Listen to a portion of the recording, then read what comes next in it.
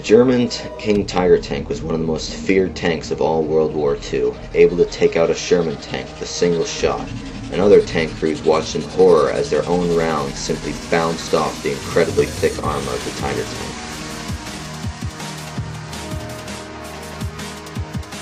The model itself looked like it had a lot of pieces, but really they were just the wheels. They came in a yellow base coat, and an interesting part was that it actually came with a metal undercarriage to add weight, painted gray in this picture. The wheels were taken care of in the very early stages since they were the first things to go on, which were probably the majority of the pieces. They were glued on using super glue to the metal, and the back of the tank, complete with the smokestacks and exhaust system, was completed. The turret and gun, as well as the top of the tank, were made of relatively few pieces, and put together we came up with a lovely cheese tank.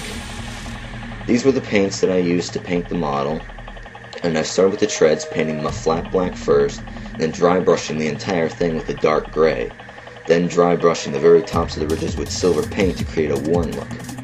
After I super glued under the chassis, as well as painted a base coat and camo color of dark green and red, brown, I moved on to the detailing of the tools, cables, and other things, as well as weathering, and I came out with a model of the King Tiger tank that I was very proud of and was really destined for a diorama.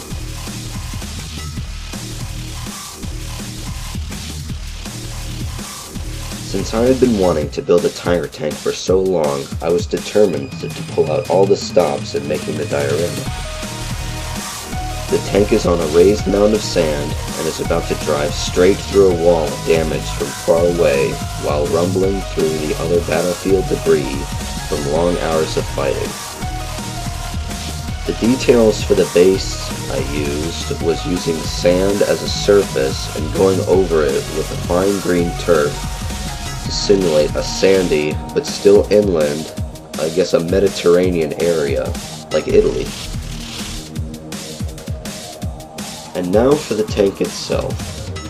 The weathering is very subtle, but effective. All the tools were detailed separately, with thought to what color was underneath it, as well as the connectors that held the tools and other components to the tank's body.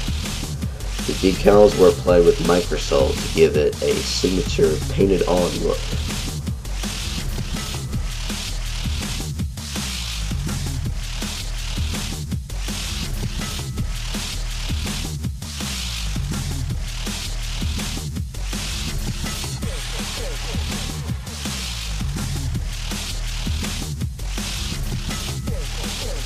One of my favorite features is a small crater in the front of the diorama.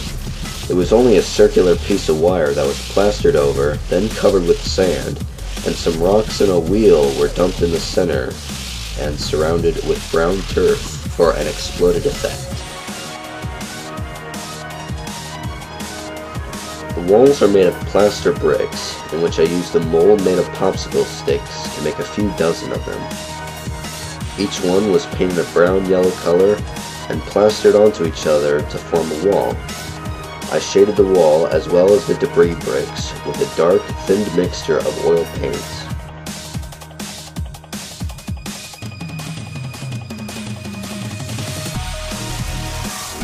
On the approaching side of the wall, bullet holes riddle the walls where the Tiger tank approached the defending soldiers.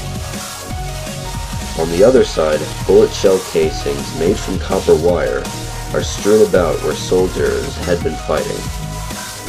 The rest of the diorama speaks for itself.